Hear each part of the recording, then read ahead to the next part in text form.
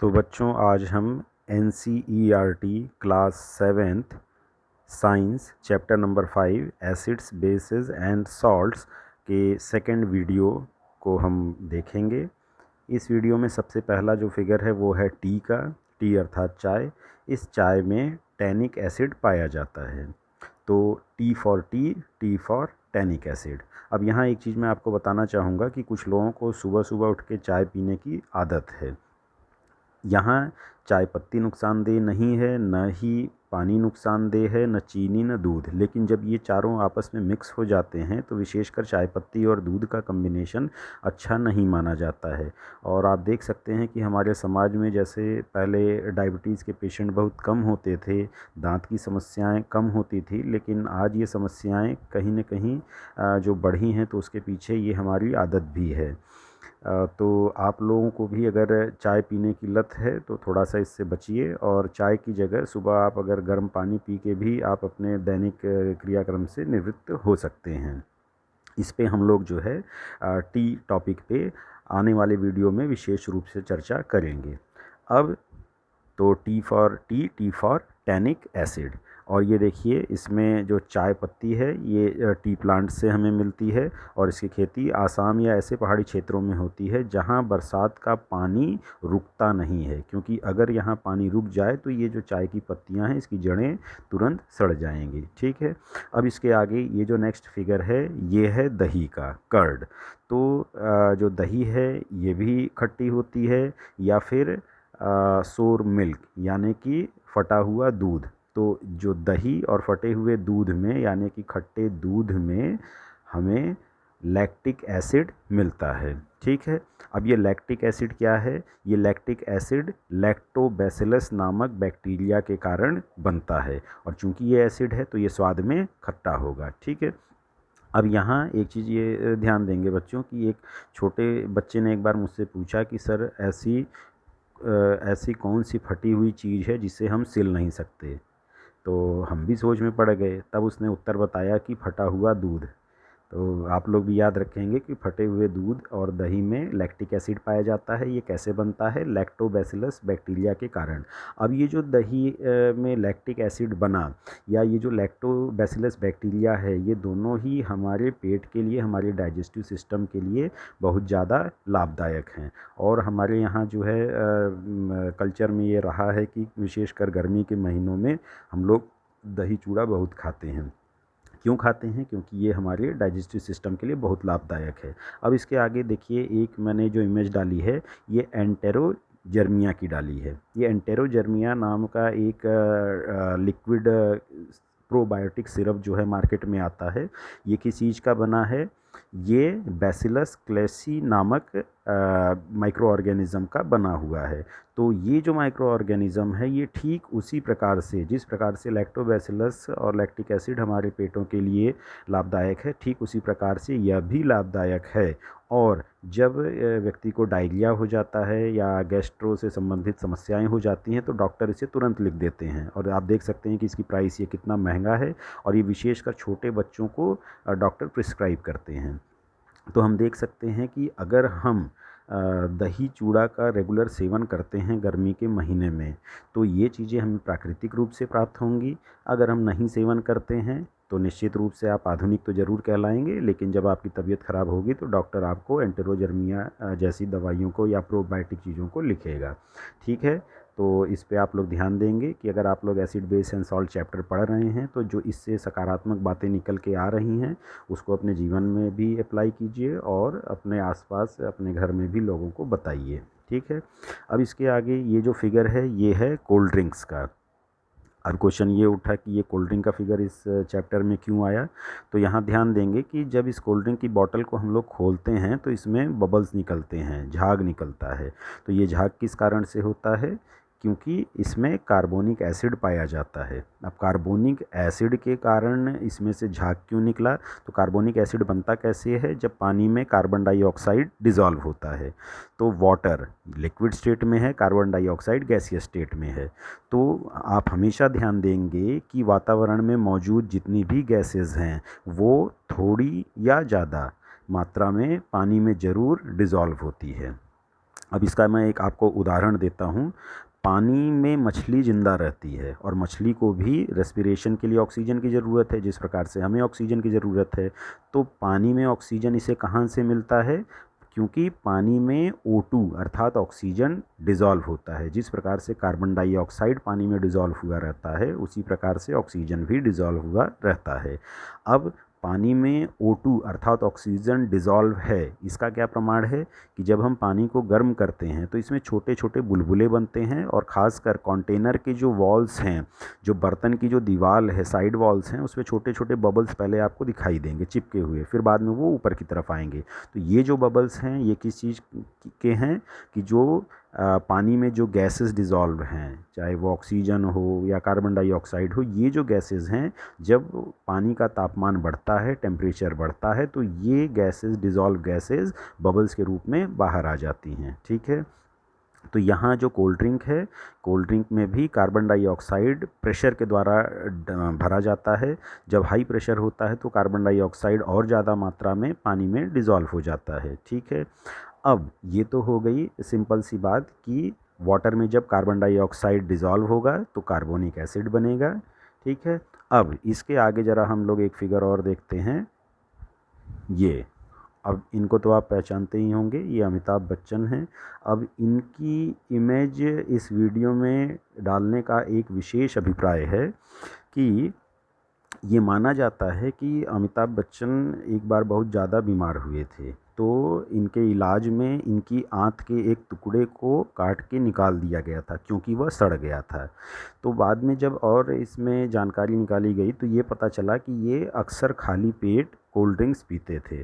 तो खाली पेट cold drinks जब पिएंगे तो कार्बोनिक एसिड पेट में जाएगा। कार्बोनिक एसिड उतना नुकसानदेह नहीं है, लेकिन कोल्ड ड्रिंक्स में कार्बोनिक एसिड के अलावा अलग अलग स्वाद के लिए अलग अलग फ्लेवर्स डाले जाते हैं। ये फ्लेवर्स जो हैं केमिकल्स के होते हैं।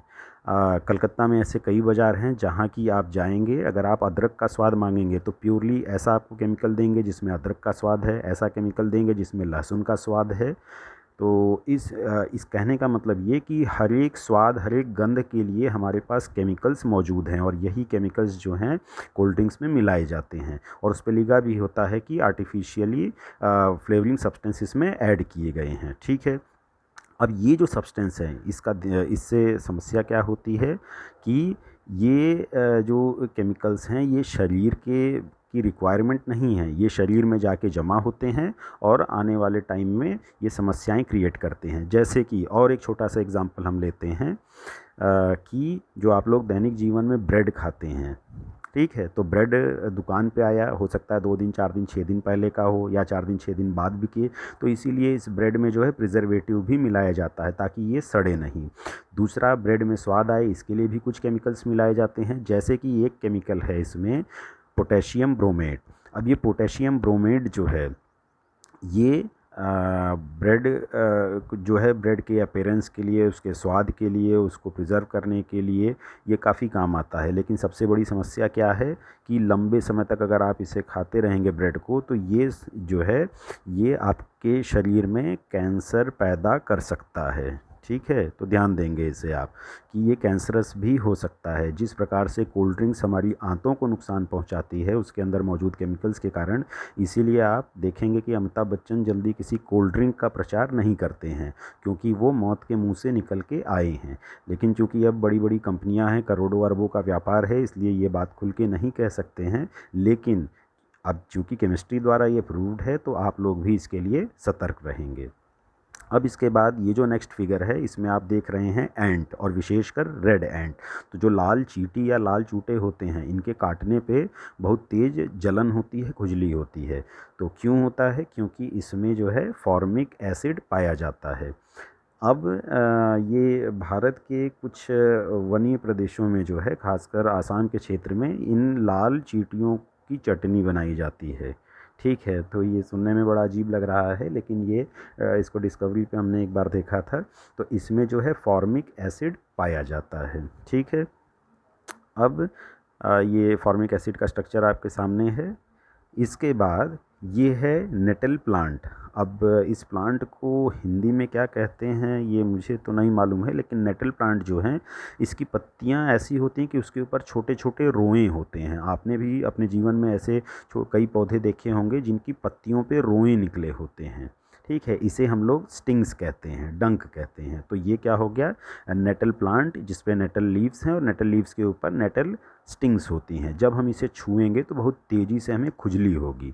क्यों? क्योंकि इन स्टिंग्स में भी फॉर्मिक एसिड पाया जाता है।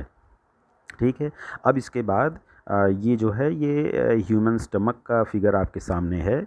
तो हमारे शरीर में जो स्टमक में जब हम खाना खाते हैं तो खाना हमारे पेट में पहुंचता है और वहाँ जो है इसकी पाचन क्रिया और तेज़ हो जाती है। क्यों? क्योंकि हमारे पेट में गैस्ट्रिक जूस पाया जाता है। ठीक है, तो ये जो गैस्ट्रिक जूस है इसका सबसे बड़ा मेजर कंपोनेंट जो है वो है हाइड्रोक्लोरिक एसिड, HCl। तो हाइड्रोक्लोरिक एसिड जो है ये हमारे स्टमक द्वारा सिक्रीट किया जाता है और हम इसे आर्टिफिशियली भी केमिस्ट्री लैब में हाइड्रोजन और क्लोरीन गैस की मदद से बना सकते हैं। ठीक है, तो ये जो हाइड्रोक्लोरिक एसिड है हमारे शरीर में गैस्ट्रिक जूस के एक मेजर कंपोनेंट के रूप में पाया जाता है। अब इसके बाद और भी कई ऐसे एसिड्स हैं जैसे कि सल्फ्यूरिक एसिड H2SO4 और दूसरा है नाइट्रिक एसिड HNO3। तो यहाँ जो है ये आप ध्यान देंगे कि जो हाइड्रोक्लोरिक एसिड है ये हमारे घर में जैसे वॉश बेसिन को साफ़ करना या किसी चीज़ पे दाग लग गया है उसको साफ़ करना, या जो लैट्रिन रूम बाथरूम में भी हम लोग जो एसिड इस्तेमाल करते हैं वो डाइल्यूट हाइड्रोक्लोरिक एसिड होता है। दूसरी तरफ आप ये देख सकते हैं कि सल्फ्यूरिक एसिड, तो हमारे घर में जो इन्वर्टर की बैटरी है या मोटरसाइकिल की बैटरी है या कार की बैटरी है, इनमें जो एसिड पाया जाता है वो मेनली कौन सा एसिड होता है? Sulphuric acid. दूसरा ये फर्टिलाइज़र्स में, ड्रग्स और डाई बनाने में भी काम आता है। इसके बाद आ गया नाइट्रिक एसिड। तो नाइट्रिक एसिड जो है इसको आप डेली लाइफ में ऐसे देख सकते हैं कि जो सोनार लोग हैं जो सोने को साफ़ करने के लिए जो एसिड का इस्तेमाल करते हैं उस एसिड में एक कंपोनेंट, उसका एक अवयव या उसका एक भाग क्या है? नाइट्रिक एसिड है। ठीक है बच्चों, तो अब इसके बाद फिर से हम आपको ये बताना चाहेंगे कि इस चैप्टर में अभी तक हम लोगों ने क्या पढ़ा कि ऐसे कई फलों के बारे में और जीवों के बारे में पढ़ा जिनसे हमें एसिड प्राप्त होता है। फिर हमने कुछ ऐसे एसिड्स भी देखे जो कि हम लोग फैक्ट्री में बनाते हैं जैसे कि sulphuric acid, nitric acid, hydrochloric acid. तो आगे हम जो है अगले वीडियो में अब एसिड्स के टाइप पढ़ेंगे। ठीक है, ऑर्गेनिक एसिड और मिनरल एसिड। तो जो पहले और दूसरे वीडियो को जिन बच्चों ने देखा होगा वही तीसरे वीडियो को समझ पाएंगे, इसलिए आप लोग समय निकाल के ज़रूर इसे एक बार देखिएगा। तो ये आपके NCERT की किताब में ये टेबल दिया गया है रिवीजन के लिए, इसको कर लीजिएगा। तो अब जाते जाते देखिए मैंने जाने का एक फ़िगर भी लगा दिया है। जाते जाते एक चीज़ और आपको मैं बताना चाहूँगा कि जब हम बहुत ज़्यादा दौड़ते हैं या बहुत ज़्यादा कूदते हैं या बहुत ज़्यादा दंड बैठक करते हैं, किसी दिन हमने बहुत ज़्यादा बैडमिंटन खेल लिया, तो हमारे शरीर में, शरीर के एक भाग में क्रैम्प्स हो जाता है। जैसे दौड़ेंगे तो पैर में क्रैम्प्स आ जाएगा, जिसे हम कहेंगे कि ये अकड़न आ जाती है, बड़ा दर्द करने लगता है। तो ये दर्द क्यों करता है? तो ये जो दर्द है ये लैक्टिक एसिड के फॉर्मेशन के कारण हुआ। देखिए यहाँ भी एसिड आ गया। तो जो हमारे जो शरीर में जब क्रैम्प्स पड़ेगा, हाथ में, पैर में, गर्दन में, किसी भी हिस्से में, तो क्रैम्प्स पड़ना यानी कि कड़ापन आ जाना। तो पैर में अगर कड़ापन आ गया तो अगले दिन आप दौड़ नहीं पाएंगे। तो ये जो कड़ापन है ये किसके कारण आया? लैक्टिक एसिड के कारण आया। लैक्टिक एसिड के कारण आया। अब ये लैक्टिक एसिड कैसे बनता है? देखिए हमारे शरीर में जो ऊर्जा की आवश्यकता को पूरा करने के लिए हम लोग भोजन करते हैं और उस भोजन को पचाने के लिए ऑक्सीजन लेते हैं। तो ग्लूकोज में से एनर्जी निकालने के लिए हमें ऑक्सीजन की आवश्यकता है। अब अगर हम लगातार दंड बैठक किए जा रहे हैं या दौड़े जा रहे हैं तो शरीर में ऊर्जा की आवश्यकता निरंतर बढ़ती जाएगी, लेकिन हम उतना ऑक्सीजन तो सप्लाई नहीं कर पाएंगे। ऐसी कंडीशन में एनारोबिक रेस्पिरेशन होगा और ग्लूकोज ग्लाइकोजन में बदलेगा और उसके साथ क्या जनरेट होगा? Lactic acid. तो ये जो लैक्टिक एसिड है ये शरीर में क्रैम्प्स लेकर आता है, लेकिन सबसे अच्छी बात ये है कि इससे कोई नुकसान नहीं होता है। 1-2 दिन आप रेस्ट करेंगे तो ये अपने आप ठीक हो जाएगा। तो ठीक है बच्चों, आप लोग रिवीजन कर लीजिएगा। फिर तीसरे वीडियो में हम लोग एसिड्स के क्लासिफिकेशन को पढ़ेंगे। ठीक है, तो आप लोग जो है तब तक के लिए रिवीजन कीजिए। Okay, thank you.